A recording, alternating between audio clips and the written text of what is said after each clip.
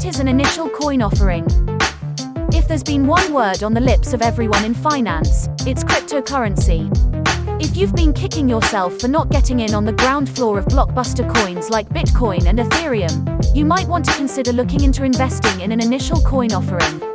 Be warned, ICOs are highly risky even under the best of circumstances and have a high potential for scams. Consider this. You're a startup with a great idea for a new cryptocurrency system. Maybe you want to streamline the parent-babysitter payment system so that it can be digital and encrypted. Let's call it Babycoin.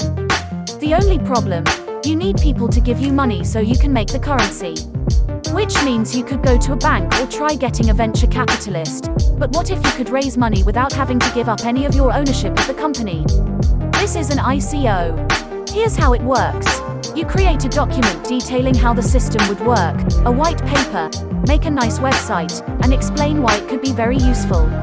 Then, ask for people to send you money, usually Bitcoin or Ether, but you can also use normal currency, and in return you send them some Babycoin. They hope that Babycoin will get used a lot and be in high circulation, which would raise the value of the currency.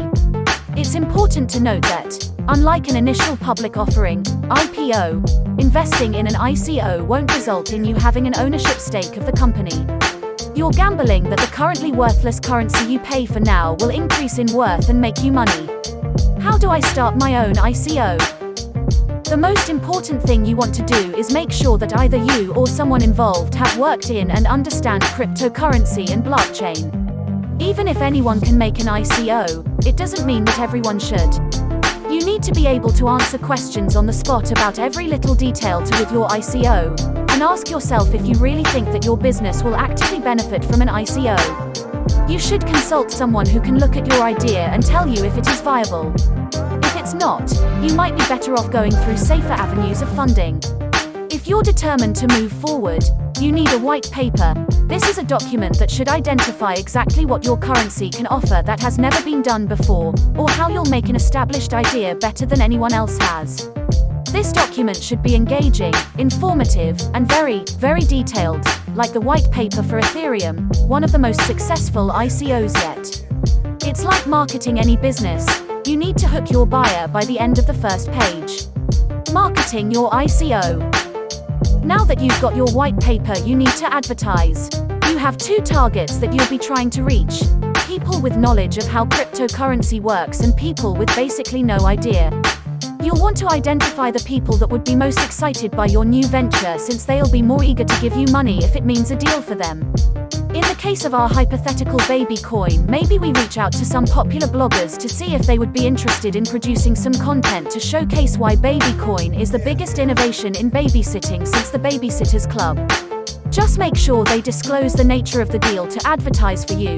The SEC released a warning to investors stating that it is illegal for celebrities to use social media to endorse ICOs without disclosing what compensation they received. You're also going to want to make your programmers and leads available to answer questions on Reddit or Twitter. You should also consider submitting your ICO to some listings that run databases of what they perceive to be the best ICOs. This is how you get people involved in the crypto community excited about your product, which will hopefully trickle through the internet. Now the word is out about Babycoin and people are psyched. All that's left to do is determine the token pricing and distribution.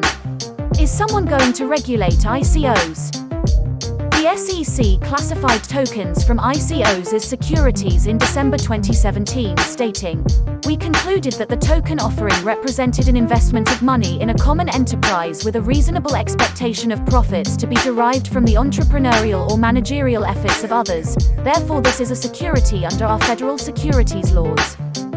Could this mean the SEC will crack down on ICOs that they deem to be misleading investors?